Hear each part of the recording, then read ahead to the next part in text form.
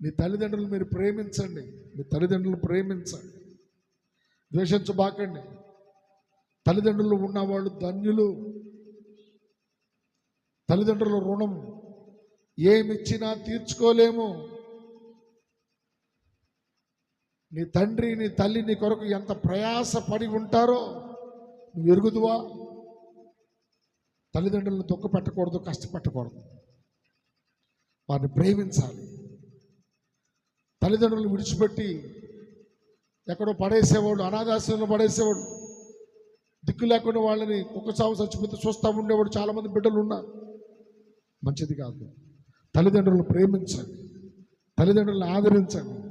వృద్ధాప్యం వచ్చిన, మంచంలో 1-2 చేసిన, మంచంలోనే వాళ్ళు పడిపోయి ఉన్నా వాళ్ళని నవ్వించి ప్రేమించాలి. అది క్రీస్తు ప్రేమ.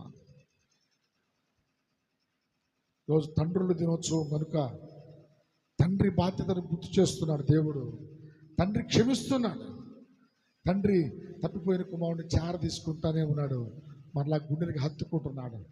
తప్పిపోయాడని విడిచిపెట్టలేదు, మరలా తిరిగి రాగానే చేర్చుకున్న తండ్రి ప్రేమ, అది మన యేసు ప్రేమ.